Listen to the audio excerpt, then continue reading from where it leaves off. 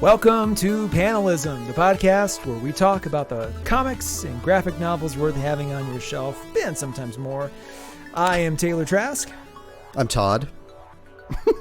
And he's dropped the A, everybody. He's just Todd. Yep. There was a competing Todd A 2 towns over, and after a lengthy legal dispute and a lot of money that Todd spent personally in court. I can't discuss it. Actually, prevented. Exactly. Under the terms sorry, I even brought it up. Yeah, it's like one of those patent trolls in Texas. You know, they just sort of like, it's the same thing. Just a guy. He randomly, calls himself new names and then he just registers the hell out of them. So yeah, so it's just Todd today. Although that's, we're gonna fight it. We're gonna fight it. We'll keep you updated. But it has been a fair moment since we last chatted, and we did a sort of a lengthy pre-show chat, but I'd love to poke around a little more and see what you've been up to. Yeah, we did a lengthy pre-show chat and didn't even talk about like geeky stuff, which I continue to be wading in for sure. We talked about last time how we would maybe intro shows with like, hey, what are you watching, what are you reading, or whatever. I have been rewatching the latter Avengers movies. So interesting. I've done both Guardians, Thor Ragnarok, Infinity War, and Endgame, and I'm trying to think if I've done anything else. But as you know, and I don't know if we want to get into this too much, this was inspired by my 9-year-old niece having very strong opinions on the Age of Ultron. And so she's going to start a podcast next week, folks, with her other little friends that they're going to. We're trying to book her, but she's in demand.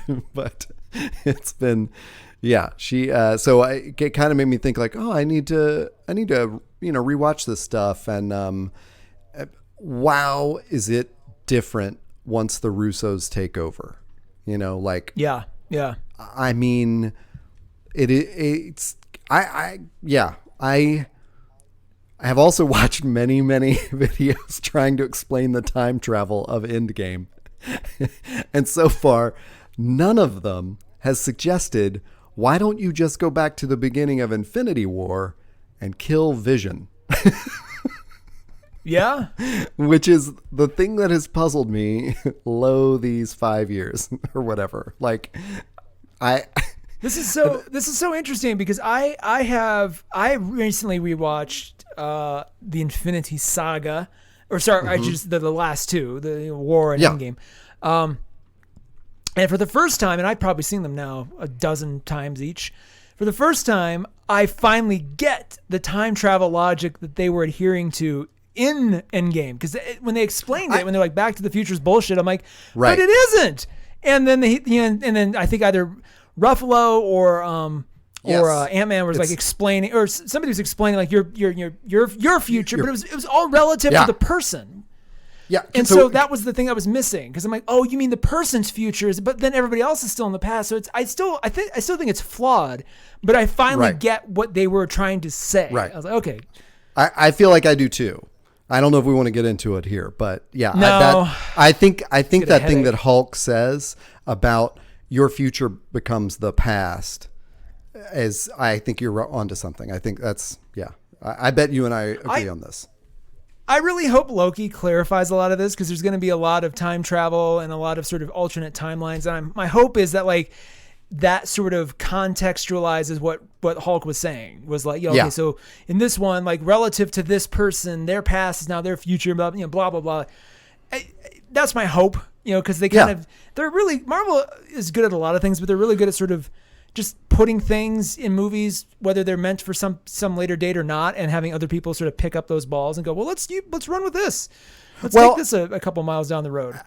I mean, that's one of the things that I've been marveling at as I rewatch these, is that it just, even if they didn't plant certain clues, there is just the what do I want to say, like the consciousness to use those things, to pull things out of earlier movies and put them in the Infinity Saga is so clever.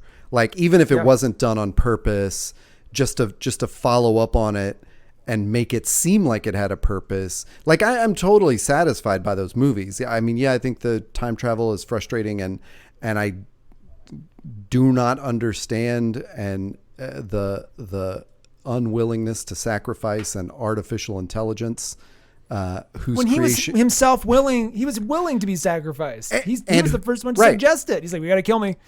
And whose creation... No man's behind. And whose creation was problematic to begin with. Like, arguably the reason that Sokovia happened. You know, like, this is not... Mm-hmm. You know, this was not a good thing that they did in the first place. Yeah. But yeah, like, wouldn't it have been different if they'd gone back in time and just said, you know what, let's never create Ultron? Yeah. Yeah. Yeah. Anyway. You know, you're right, though. There's a shift when the Russos take hold, much like the shift that occurred during the third Harry Potter movie where Alfonso Cuarón directed it. And then from that point on, no matter who directed it, the style was sort of locked into that vibe. Like, they redesigned Hogwarts, they used new locations, but then they kept that throughout the rest of it. So you watch those first Christopher Columbus movies, and there's definitely a certain aesthetic, and then that shifts and doesn't change.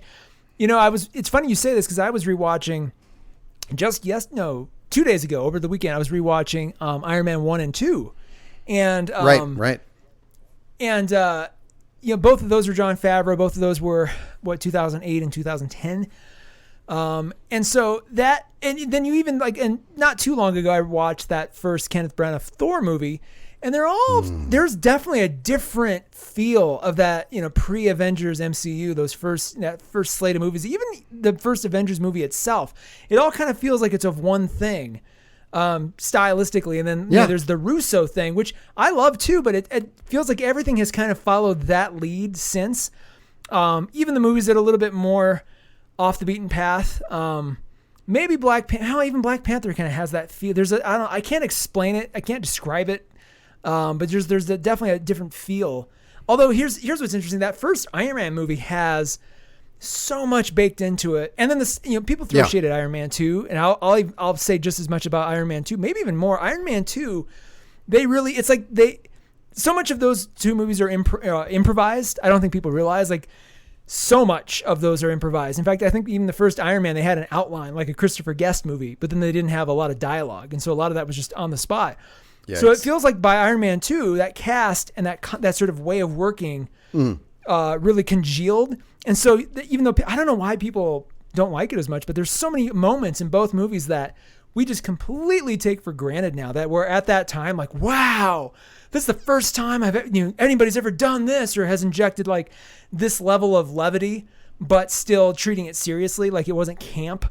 It was just like funny and fun, you know, like that sort of thing. And then Downey Jr. is like completely casual throughout. You know, he's just, the way he plays Tony Stark sets a certain tone too. So I don't know. I found myself kind of craving that the way it all started, you know, sort of those first movies when you didn't quite know what to expect, and then it kept shifting styles, and yet they tried to synthesize it all together. Like, I feel like that, losing that in latter years has been, I don't know. I mean, I understand why it happened. I just feel like we've lost a certain something, you know.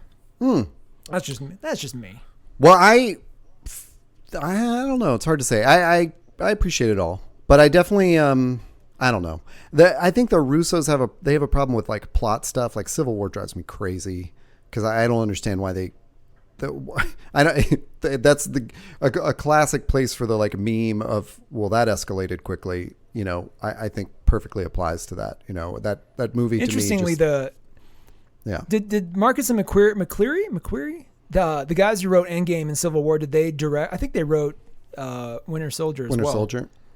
And I think they did Winter Soldier, but I don't know about Civil War. Who wrote Civil War? Maybe. Let's find this out. Anyway, first of all, kudos on making a Harry Potter reference that I actually understood. Yay! Great. Yeah. Because I remember when I was forced or cajoled into watching all of those movies in order. When the third one happened, I was like, finally. Now we're kicking ass. Yeah. No. Yeah. Well, what about you? Marcus and McFeely did write Civil War, by the way, for the record. Oh, nice. So what about you? What have you been consuming besides the Iron Man 1 and 2? Yeah, I have one thing in particular I've been meaning to I think I pressed it to you on our Discord channel that we sort of privately maintain, but I kind of a long story made short. About a year and a half ago, I became aware of a thing called David Byrne's American Utopia. At that point in time, it was a stage show that he was sort of debuting at like Glastonbury sort of festival kind of stages. Yeah, and I saw it in the theater. Oh, you did? Well, as a concert, like not as a Broadway thing? Yes. Yes. Okay. But he toured with the whole show. Yeah. Before it was on Broadway, he toured it. And even before that, I think he did it. There was a kind of an early proto version of it. So it's the thing that has been around for a while. It's evolved along the way as he sort of tools with it and eventually wound up on Broadway and eventually wound up being filmed by Spike Lee for a live concert special that is now exclusive on HBO Max. Yeah. Or you can rent or buy it, on Amazon, whatever. So I originally hated this thing. I remember seeing a YouTube video of it when it was still in concert form, and I just was like, I watched maybe 10, 12 minutes of it, and I was like, I hate everything about this. I hate the dancing. I hate that they're all wearing uniform suits. I hate that there doesn't seem to be any sort of rhyme or reason to any of this. Like, what is going on? Why are they barefoot? Like, just none of it made any sense to me. And then when I heard it was going to Broadway, I was like, oh Jesus, what a pretentious bunch of nonsense. And it took the vision of Spike Lee to really turn me around on this. And I had sort of been heading that way very slowly anyway. Over the past year, my sort of fandom of David Byrne has kind of started to increase. And then I saw them do two of the songs on Saturday Night Live. I was like, oh, interesting. I hadn't heard those songs before. Like I think he did Toe Jam as one of them. I was like, oh, I like that song. That must be new. Sent me down the David Byrne rabbit hole. But then I was watching the Spike Lee directed thing, and I'm like, there's still aspects of it I think are not the right decisions. Like, I don't think the gray suit thing works. Considering what he's trying to do and like how he's kind of trying to showcase the vibrancy and freedom of the American spirit. Like, let's get a little bit more visual stimulation. Like the stage, I think the stage is amazing. I think like I have basically become this thing's John the Baptist. Like, I'm going from town to town saying you have to watch this. Even if you don't love it the first time, watch it 6 more times. You will eventually like it. It is magical. So for those of you who are not familiar, David Byrne, he's on a stage with I think a band of like 13 or 14 people. Oh my God, so many. All shapes and sizes, men, women, whatever, ages, it's all over the place. And Turtles. It's completely mobile. The entire stage is completely barren. There are 3 sides of curtains that flank the stage, and the curtains are of this kind of interesting, almost like chainmail material, so they can enter and exit from any point on the stage, no matter where they are, and the backstage is still concealed. It's kind of a neat concept. And they are all barefoot. And it's highly, highly percussive, but even like the trap set is broken down and everybody's mobile. Even the keyboards is like a dude's got like shoulder straps on. He's lugging this big keyboard around, and they all wear matching identical gray uniform suits. And then the whole thing, it's the same set list. And it starts very slow. It's just David Byrne on stage with like a brain in a jar, essentially.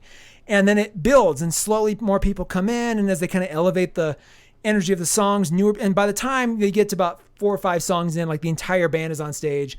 I think with the song E Zimbra, the final section comes out, like the percussive section. And so it's so perfectly shot. Like, you really like, there's a really great sense of energy, and just sort of, the camera is really close on stage, and yet he's got some really great overhead shots and wide shots.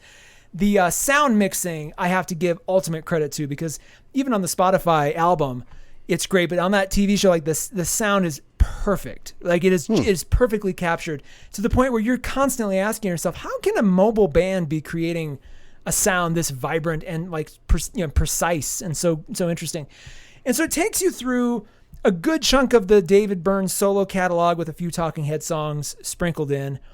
And he stops along the way to sort of tell stories and weave a bit of a light narrative element around everything, but it's not a 3-act structure. There's not like a there's not characters per se, but it is sort of evocative of the American experience in different ways. So you slowly kind of start to get a feel for what he was going for and kind of what he's trying to do. And it's, I don't know, I went from, I hate this, I want this removed from culture, to now everybody needs to see this.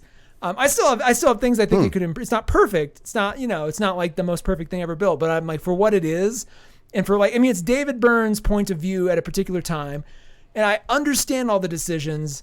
They're justified decisions, but like they're not I think that he could have maybe even gone a little further, but that's just me. But I'll take the con. I'll take the con in that argument and say it is perfect, and David Byrne is a beautiful genius, and you should absorb everything that man does.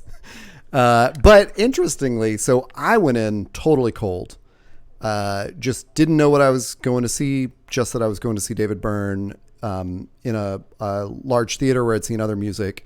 And, oh, my God, it was just so beautiful. Like, the whole experience was just amazing, to sit in a theater and watch that, like, unfold in front of you on a stage was transformative kind of thing, Now, okay, so you saw it on a big screen. Does the no. I saw the band perform. Like, I saw the live show. Oh my God. Okay. So then does the ginger dancing guy, is he just as sort of alarming live as he is on screen? Because it's like, that's the one guy that I'm like, very much a little much, dude. A little much. There's this guy. So there's among the band, there are two dedicated dancers who I can't even describe their choreography. Yeah, they're backup singers too. But their choreography, it cannot be described by humans. Like, it is, it's like a combination of like a seizure and like voguing, but also like some Christine and the Queens, and yet it sort of makes sense, but then does it at the same time. It's very strange. But it does feel like a choreographer tried to make better movements out of David Byrne's dancing and then like gave that to other people. Like, if you picture him dancing with the talking heads, that was like, the like really like angular and robotic kind of like lurching movements. It's like they turned that into a dance, and that's what these. I actually have inside knowledge on this. So he did a tour, I think about 10 or 15 years ago, that he references in his book, How Music Works, which is a great book, by the way. It's, even if you did music business as like a degree in college, like I did, like, get this book. It's fantastic. It's another wonderful thing of David Byrne's mind. But he talks about this tour he did where for the first time he brought dancers on stage, but he wanted them to be, I think he had 4, and he wanted them to look like normal, average people. And then the choreography they made up, and he basically, like, their audition was like, do a movement that's completely original to you that, you think is for this song. And so he found dancers who did things that were completely unexpected and then could fuse that together into like a cohesive choreography. And so he worked with the choreographer to sort of bring that out of those folks. That same person was involved in this show. And so it's almost like they took that to the next level with this, because it's very precise. And it's evocative of some of that talking head stuff too, but it's definitely something the two dancers primarily like engineered. And then, every once in a while, like a third or a fourth person will join them, or, David himself will join them. But there's a redheaded guy, where I was getting with all this. There's this redheaded guy who wears very, very intense eyeshadow. And I can't even describe him. Just look up the show. You'll see him immediately. It's hard to tell if he's stealing focus or just being making really interesting choices. Like, I oscillate between the two, because sometimes I'm like, dude, dial it down a little bit. And then there's other things where I'm like, oh, he has to be at this level, otherwise it doesn't work as well. I wonder how much of that is how the filmed version translates from the live version, because I just remember it like, he was striking, but I didn't feel like he was stealing focus from Byrne. It was he's mostly striking because those two come on stage together. Like, it's David Byrne out there with the brain in the jar, and then these two backup singers walk on, and just, it's a very redheaded man, and you're like, wow, okay. And I with very intense eyeshadow. I was close-ish, but not like, not like in the first 10 rows. And I noticed how intense the eyeshadow was. So I wonder, like on film, if that's even more intense. But so anyway, my journey's backwards because I have avoided the film sort of because I'm sort of like don't want to have my memories of the show meshed with the filmed version of it, you know? I see. But I've also kind of avoided the album since then. Like it's in my car, like, cause I think I bought a CD at the show or it came with my ticket. Cause I normally don't buy compact discs, you know? But every once in a while I'll turn it on in the car and then I'm like, okay, well, all the songs sound different than I remember, you know, cause it's not the live feel. It's a little bit more studio-ish. If you want to, if you're out there listening and you're like, I don't want to see it, but I want to test it out, go to Spotify or your app of choice and look for Slippery People from the American Utopia soundtrack. That's by far the most, like that one really hooked me because I hadn't heard that song in 25 years maybe. And the way they actually use that song to introduce the band and then they build it instrument by instrument. And then you're like, holy crap, like this is like and it just kind of shows how talented the band is. And it is a crack group of musicians. Like, they're amazing. I mean, they are so tight. I think it's one of the Wooten children on bass. I think it's Victor Wooten's son. Oh, my God, that makes sense. We know them from like Nashville. Victor Wooten's a legendary bassist, by the way. No, that makes perfect sense. He even kind of looked oddly familiar. I was like, I wonder who he is. Probably played Peter Gabriel or something. But no, Victor Wooten makes sense.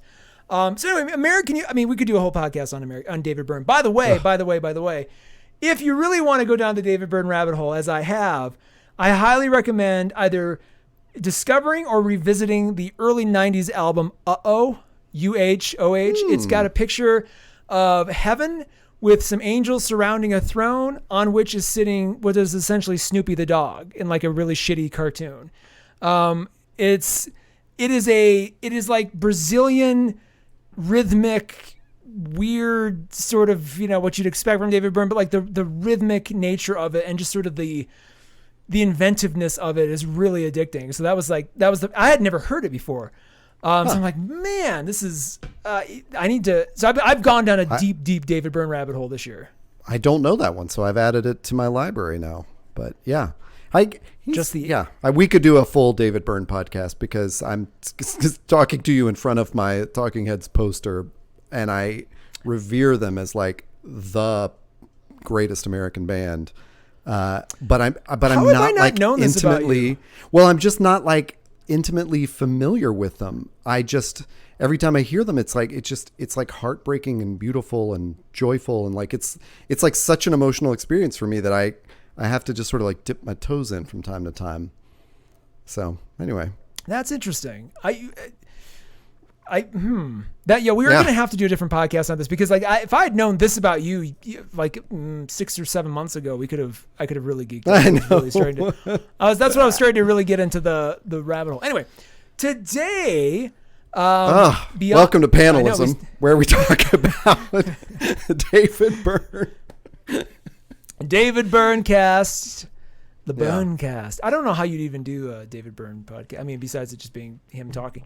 No, we've got a book that I've been wanting to talk about for quite a while, and it's one of those big, thick books you see in every comic book store, but also like Barnes and Noble like puts it pretty front and center. So it's been around, and it looks amazing, but it also kind of looks intimidating. I'll just jump right in and then I'll backtrack. It's called The Sculptor by Scott McCloud. Actually, and it's written and illustrated by Scott McCloud, like a complete work by him. And first published. Should we set up who Scott McCloud is? Oh, I'll get there. It was first published by First Second Books in 2015. Which is interesting because that's the year, both that we started doing this podcast, but also the year I really got into comics in a big bad way again. It's so many amazing things. Like I was hesitant to make this proclamation because it was very, very subjective. But at the same time, I'm like, man, I think 2015 was a real banner year inflection point for like the comics industry as like in terms of creative output. Like it just really. So many of my favorite books either started or really came of age during that year. And we've had stuff since, but God, you can't go wrong with so many titles. So lucky this came out then. Scott McCloud, some credentials. You might know him best from a book called Understanding Comics, which has been out for many years now. I think it came out originally in 93 and has been updated and republished several times. It is itself a graphic novel. It's like almost like a Sunday's cartoon strip style graphic novel where a Scott McCloud caricature walks you through both the history of the visual, of like the pictorial visual medium and how it evolved to become comics, how comics are structured, like the analysis, the psychology, the artistic sort of tools and tactics. Like he goes into everything. It is like the most definitive guide to loving and understanding this medium. So much so that it just, I mean, that was gasoline on a fire for me. Like I was, kind of mid 2015, and then I picked up that book, and I was like, holy crap! Like just it lets you appreciate comics on such a deep level. And he's done a couple sequels. I think he did one called Reinventing Comics, and then another one called Making Comics. You might have seen. But that Understanding Comics was sort of the thing that launched him. And this entire time, he did work before those books, but those books were a lot of work unto themselves. And before that, he hadn't really done much, in terms of like a big piece. I think he did a book in like 86, or maybe it was a collection of things. So the whole time you're like, man, he knows a lot about this industry. He's incredibly talented. He knows everything about how to compose a panel. Like if you were to ever actually have a textbook, like an actual dictionary definition of the word panelism, it would, he could have easily called Understanding Comics panelism. Like it's very much that scientific. So this whole time you're like, man, what if he did his own book? What would it be like? And so finally in 2015, he did. He published this tome called the Sculptor. And it's just fantastic. But the expectation was definitely high for me as a reader coming into it. Like I sort of, I revere his point of view on things. And so I'm like, man, I'm not gonna be that happy if this is sort of just mediocre. Like I'm really hoping. Of course, yeah. This sets it up. So well, he's got this. I think he had this like super indie cred from this book he did called Zot, which ran for many years. So he's one of these. To me, he's like one of these strange figures where, like, a bunch of cool kids knew him. I'm not including myself in that group because I was unaware of that. I was unaware of him until Understanding Comics had been out for a few years. And it was like everyone said, because I had a very similar experience, like getting back into comics, and everywhere I turned was like, you got to read Understanding Comics by Scott McCloud. And then my only brush with Scott McClouddom was at my very first Comic-Con. I walked into the men's room and realized he was standing next to me at the urinal. And I was like, wow, that's Scott McCloud, and it was like, how do you can't talk to a man in this position, right?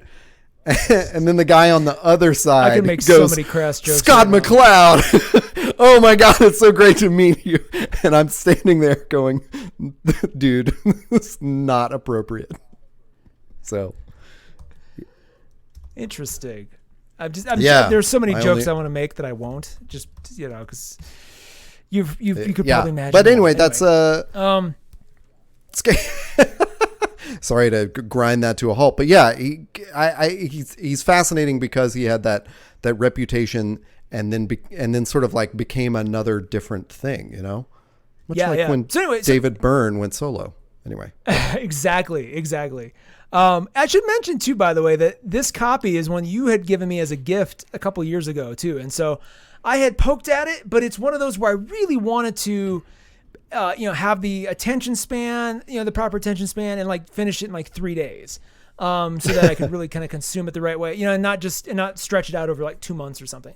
So I finally recently did, and I gotta say, if you ask, does this measure up to the expectation I had? 100% yes. This is a graphic novel by the truest definition. It's literary, it's poetic, it's beautiful.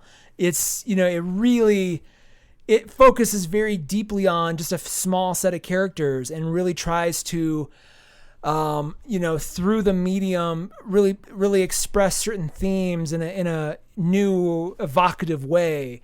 There's not, I don't have a back of the book. I sort of assembled one from some notes. So this tells the story of David Smith, an artist in his mid-20s living in New York, and he is on his last leg creatively, financially, mentally, and death, the actual sort of archetype of death, in the guise of David's Uncle Harry, gives David 200 days to live in exchange for the power to sculpt anything he can imagine. And then complications set in when David falls in love. And so there's David, there is Meg, and there's I think it's Harry is the uncle character, and then there's like a few other characters, and so that's kind of it. So it's really focused. There's some. Let me talk about the themes, because I think I can really get into story details if I do that. Some of the themes that you see, the struggling artist and the cycles of artistic fame, I think really emphasized early and then throughout. Scott McCloud really nails down the fact that for most artists, especially when you are successful younger or successful early in your career, there's definitely a cycle of they love you, they forget about you, And with David's career, he was definitely the hot commodity when he first sort of emerged. His style was all the rage. They do a few flashbacks where it's like, he was at parties and premieres and openings, and then he hit a rut, and the industry moved by him, and then he's just been on this sort of crashing trajectory since then. And he's 26, so he's also basically having a quarter life crisis. That's like another big theme. He's mid-20s, living in New York, at the end of a very specific career path right now. Almost out of money. His friends are kind of moving on in other ways, and so there's this kind of dual sort of condition of him, where he's the struggling artist, but also the struggling, I don't want to say millennial, but like struggling, like mid-20s something. What is my life going to be? Is it still going to be this? What form does this take now? If it's not this, what am I? And so that's when he finds Harry, and Harry makes the deal with him, where he's like, look, and Harry's clear, like David knows what he's getting into. He knows that, in 200 days he'll die. I think he has like 24 hours to consider it. So, somewhere. Just to clarify, you said Harry, but it is death that looks like his Uncle Harry, or? Yeah, it's his Uncle Harry come back. No, it's death. And I think the way they describe it, he was always death. He wasn't like, Harry, and then like he just takes the form of Harry. Like he was, death comes to Earth, and kind of lives a normal life now and then. And so in this particular case, he was Harry. I believe, unless I'm just really mixing that up. I think that's what that was. So like he decides, he makes this bargain. I was gonna say Faustian bargain, but like this bargain, and he can create anything, and he can take any surface, like he can take a wooden table or a metal pillar and like literally shape it like clay. He can move things around. And so he goes home and immediately just goes hog wild, like, taking his floor and making like waves and shaping all these things. And then slowly he kind of learns to figure out the power and how it works.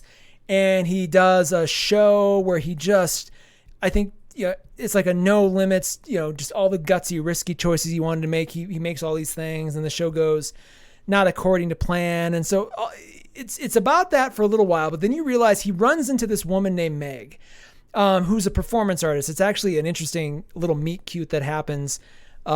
She's part of this like theatrical troupe that does kind of flash mob things. So he's walking down the street, and everybody on the street is an actor, and she sort of emerges with angel wings on and tells him it's going to be okay. And, he thinks he's hallucinating. And later on you realize that like, oh, they all start clapping, and he was like the sole audience member for this performative thing they're doing. So Meg, who's the star of this, and David eventually do start dating. He's obsessed with her at first, and then she's got another boyfriend. So he does the, that thing that everybody in their 20s does, where you sort of have a crush on somebody. You gotta wait. You got to figure out what your relationship with that person could be or might be forever if that does, if they don't break up with that other person. And eventually they fall in love, and they are together. And then so the rest of the story is. But so he of course knows like he's going to die. Yeah, that's the rest of the story. So it's like, how does he spend the rest of those 200 days with this woman that he's eventually going to lose? And how does he still make something of the gift he's been given? And because he's like, look, I'm going to go out. People are going to remember who I am. He just, even though you have the power to shape anything, what do you do with it? And he, there's a couple of times that he tries and fails, even though he has this ability to do these crazy things. People still don't like his art. And so, as it's going, and there's this sort of, it's this, this climax is coming where he's going to do something truly amazing. You just don't know what it is. And it actually ends up being incredibly like a very emotional, beautiful thing that sort of, ends his career and thus the story. So I'm not spoiling that. There's the other theme that it really, I think, weaves its way through this is the temporary nature of life. Once he makes that bargain, like there's a lot of the way he views the world, the way he interacts with people, the choices he makes, the chances he takes, like it's all highly predicated on this deadline, this looming this ticking clock. And so it's, how does he look at life that way? And, should he have been looking at life that way this entire time? And all these questions kind of flood in. And then you realize that in 200 days, he'll be 27, which is the age that so many young artists die. If I'm not mistaken, I think Amy Winehouse, is Hank Williams one of those guys too? Kurt Cobain, maybe? Hank Williams Sr. died before he was 27. But yeah, Kurt Cobain, Jimi Hendrix, Janis Joplin, Amy Winehouse, 27 Club. Yeah, the 27. So like, I'm sure that wasn't unintentional. Jim Morrison. Yeah. So all these amazing artists died, at coincidentally at age 27, and so that's when David's going to die as well. And so what is he going to do with that time, with that gift, for one last hurrah, while at the same time sort of realizing something that he's always wanted that a lot of people don't get to have, which is sort of this sort of true love situation that he's going to eventually have to tell her, like, hey, you're not going to have me after this point. So there's a lot that's baked into this. The length is definitely justified, but it flows so quickly. Like I think the chapter, there's I think 5 or 6 like big chapter chunks, and it doesn't break down like a trade paperback would. It's definitely a graphic novel. That's now. Are there chapter breaks in it, like a yes. Justice League might happen, like have a Snyder cut? There are yes, but in this sense, the chapters were intentional from the beginning, and they stop the pace, and they allow you to like maybe pick up again like 2 months later. Or 2 weeks later, gotcha. So it lets you, like, the chapter ends and then you can always start fresh on the story wherever you want to. The art, which I haven't spoken about yet, is also great. It is black and white with shades of blue. So blue is sort of the highlighting color, which, you think might get a little tedious or monotonous. And it doesn't. It really, I think because the story is kind of heavy and you mentally want to really lock into the character moments and the feelings and everything. I think unlike American Utopia, a more elaborate color palette might exhaust the senses. It might make it a harder book to get through. And McCloud's kind of known for that. Understanding comics and making comics, and the third one you mentioned that I forgot about, we're all like, he has this very clean black line on a white background style. Like that's just what he's known for. Zot was like that. So it's I can't even imagine him working with color. So just the fact that you said there's blue in it kind of shocked me. Yeah, and it's just like shading, right? It's not like deliberate. It's not deep dark blue or vibrant blue. The whole thing definitely feels like a manga. It has very much a manga style of character design and use of black and white to punctuate certain things, because you can't just draw in black and white and go, unless you're Frank Miller, you can't just draw in black and white and go, well, that works too. Like I was going to color, but I guess I'm not. Like if you're going to design comics in black and white, like it's a very specific process in terms of how you're going to, structure your character looks and what they're wearing. Like David wears a black t-shirt pretty much through the entire thing. And in the world of the comic, it might be black, but that might just be a color. Any sort of rotating colors. But it's easy to separate him in any scene he's in, even if he's wearing like a cardigan over it. But yeah, it definitely has, like, if you're a fan of things like Death Note or any of those sort of long running manga graphic novel series, like this feels at home there. It's definitely not a manga officially, but it does have that sort of vibe to it. It's not a manga artist, but he reminds me of Adrian Tomine's work. Great example. And I'm also thinking of like that's an associate. I just make that association. Like I always, when you said it was on an imprint called First Second Books, I actually did a double take because I thought, no, this is Drawn and Quarterly. It's like right next to, Adrian Tomine. But he also reminds me of, I think who am I trying to think of? I was about to say Osamu Tezuka, but that's the person who did Astro Boy. And I'm trying to think of this. I'll come up with it. Are you thinking of the artist of XXX Tentacon? XXX Tentacon, or was that or the one that I had talked about, Xaxian or whatever? Yes, that's the one. Yeah, there was an episode, for those of you who are wondering what the hell we're talking about, there was an episode we did a while ago where Todd reviewed a manga called Xaxian or something, but the art has very sexist, sexualized sort of imagery. It was crazy. Throughout. No, actually, Yoshihiro Tatsumi, I'm glad I looked that up because I would not have remembered, but he has done a bunch of books that are really interesting, like just sort of slice of life drama. So it's like got that older 60s manga style to it, but it's black and white, and it's telling a slice of life story, like a real life thing, not robot spaceships with enlarged body parts. Sorry, didn't mean to divert too much, but I would say Tatsumi and Tomine and McCloud are all familiar. Tomine does these other slice of life stories. Tomine's a great reference on this. I'm just looking at my Tomine wish list, and I need to stop because I'm going to start to order. It's crazy. One of the things, if you want to know, if you always kind of do like if you like this, you'll like this.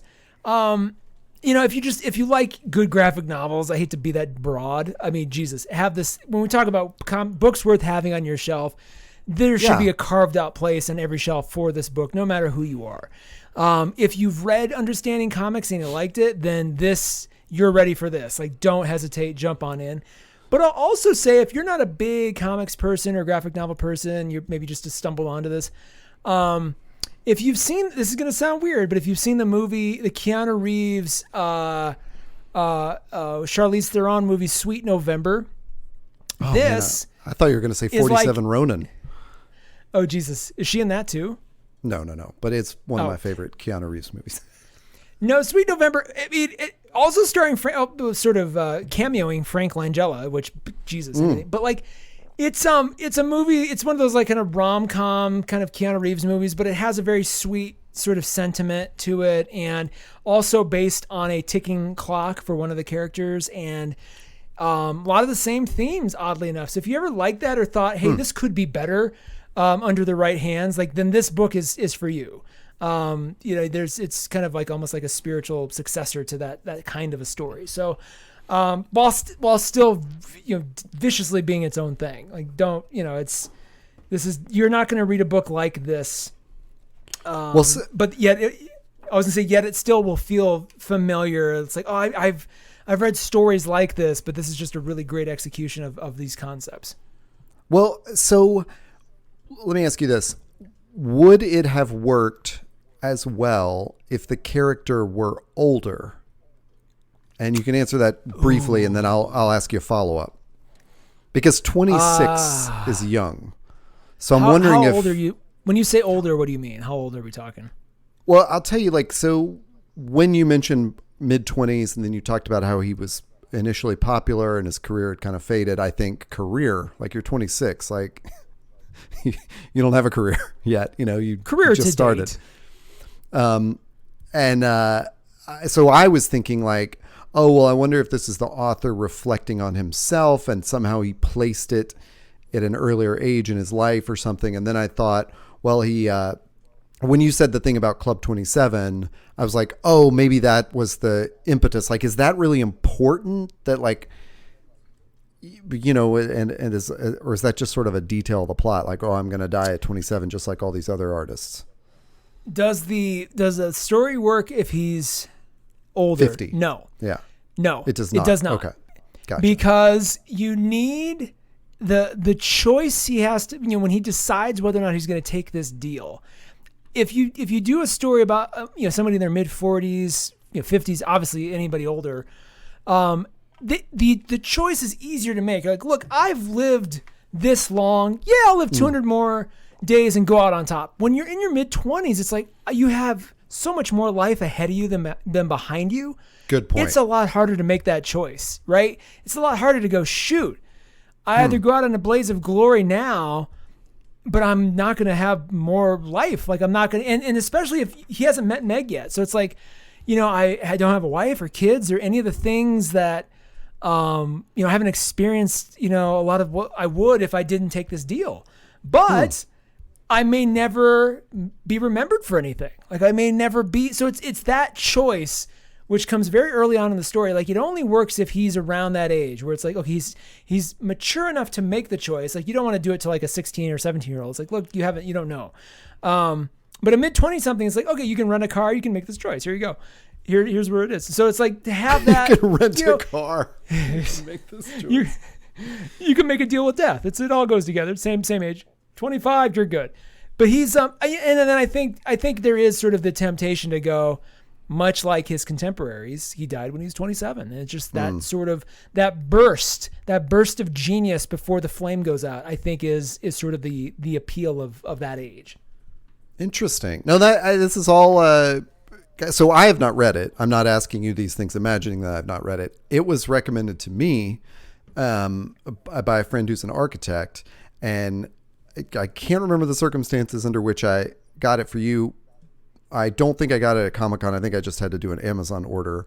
But I believe that's right. But yeah, I had at least, you know, like flipped through it or something. And it's one of those weird books where the cover kind of put me off. So I went purely on the recommendation of this friend. Like, you know, you're going to enjoy this. You said that. Yeah. Well, I'm glad you said that, because the one failing of this thing is the cover. It is just not. I mean, I removed my dust jacket, and what's underneath it is a full page. Like on the front, it's a full page image of David. On the back, it's a full page image of Meg in the blue tinted design. And that's still not the best, but it's better than the cover. The cover you see does not really give you any aspect of the story in an accurate way at all, and really underserves the book that it is. Like, it's bizarre to me that I would love to get Scott McCloud on this show and be like, what were the decisions behind the cover? Was it a publisher thing? Yeah. Did you think that was a good idea? Like, it could have been so many other things that would have been so much more interesting. And I'll be honest, even though you gave it to me, it was kind of a deterrent at first. I'd be like, well, yeah, how good is this? And, you kind of fish through.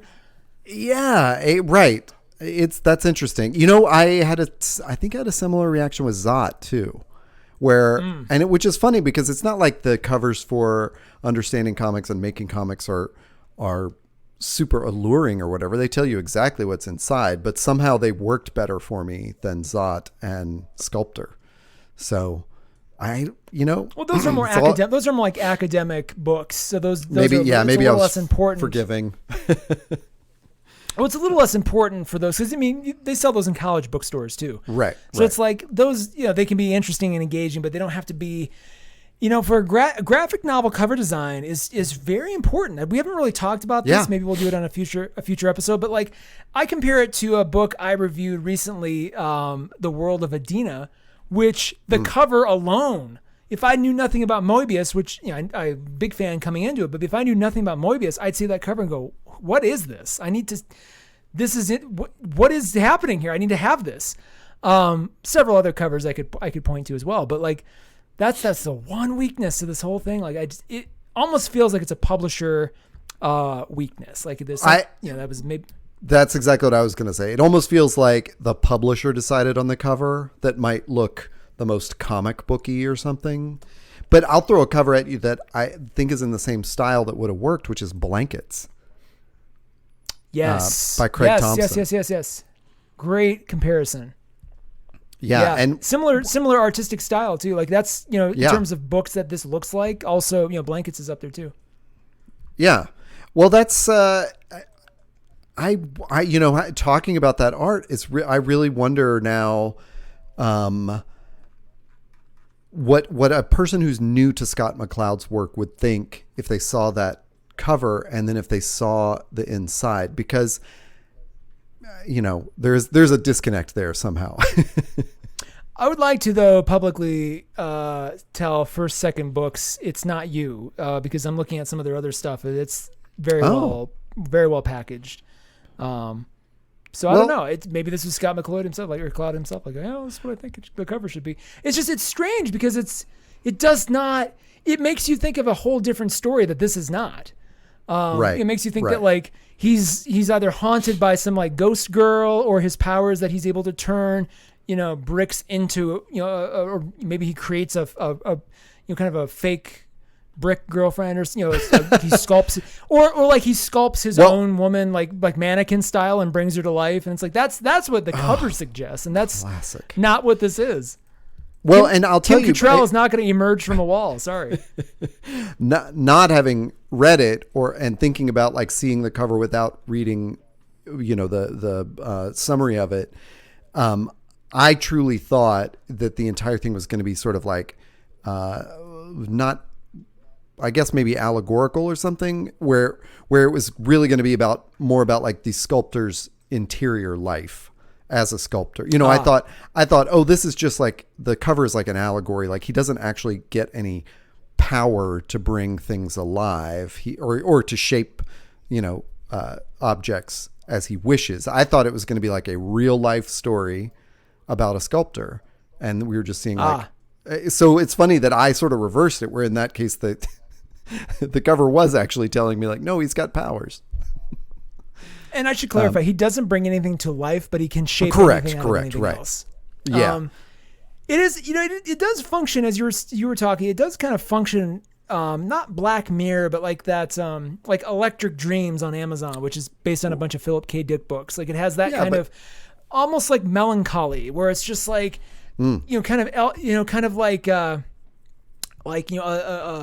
a unique set of circumstances and choices, and not just, I don't want to use the word dystopian because it's nothing about it is dystopian, but like, it's sort of these fantastical things happen under very, very human, very real circumstances. And it's using kind of a slightly heightened fantastical thing to tell, to really delve deep into true, real human emotions. Like I don't know, it has that kind of flair to it. If you like any of those Electric Dreams shorts, or even a better example is the Tales from the Loop, which is also on Amazon, also amazing. It definitely feels like it's kind of that world, like of that sort of sensibility, where it's just it's beautiful, but there's definitely sort of a sad kind of whisper throughout that is gonna break your heart at some point, and does multiple times, but in a good way. So anyway, I highly recommend this. Highly worth. It's in terms of like, is it worth having on your shelf? Foomp. Yes, it is. Well, this seems like a no-brainer, but print or digital? I don't even know if it's offered digitally. That's a great question. I would say, you could. The panels work in such a way that I think cover guided view could work, but that almost seems like it would feel impossible to finish, because just even as a physical book, there are God, it doesn't have a page count, but it's got to be in the 500 or 600 page realm. Here we go, 400. Give me a second. 480, 481. So yeah, just shy of 500 pages. So imagine that in guided view, right? It was just not. Yeah. But let me just look, because I'd love to make sure. I did look, and it is not on Comixology. Yeah. Okay. So hey. It's on Kindle. The print version. Oh yeah. It's on Kindle, but I don't recommend it.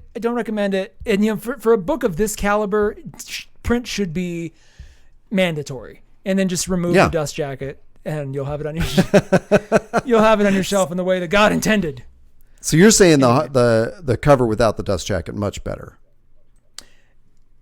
Yeah, better. I mean, it's just a character picture of David on the back. It's a character picture of Meg, but I think represents the book even more than the cover you see. The dust jacket cover. I'd rather this. This is at least you're like, okay, the look on his face and the fact he's connected to this girl somehow. Like, this is okay. I can. What is this? It just makes you anticipate the story in the right way. Anyway, you can go and find other books like this that we've talked about, and I've run out of things to say, Todd. You run out of gas. Yeah. This is a great example of like if for some reason you're new to the show and you stuck around after Burnin' Up, which is our David Byrne podcast preview that we did at the beginning of this show. I love it. I love it. Thanks for sticking around for Comic Chat, which is what we actually talk about. But yeah, this is a great example of one of those books we want to cover, which is like pull one of those books out that you might not have heard of. It's a few years old, and it's not necessarily like a superhero book on one of the big two labels. So I'm so appreciative that you chose this book to do. And it once again reminds me, like, I have this reading list that's just growing and growing. But yeah, more of those books can be found at panelism.inc. That's .ink. That will take you. That is our website where you can find all of our old episodes. Where we generally the title of the episode is going to tell you what book we're talking about, and we are also on Instagram at panelism.inc. Rarely though, both of us are pretty disconnected from social media these days. Yeah, sadly. Try as I may. I mean, we would love to have discussions there, but it is increasingly difficult to just sit on social media, especially with this looming TBR pile I have, which is getting taller by the day. But anyway, that's The Sculptor by Scott McCloud, a man I've met in a men's room, but fortunately did not introduce myself to. I love that that's a story. I just love that that's a story. That's a perfect way to end it. We'll just end it right there. Bye, everybody.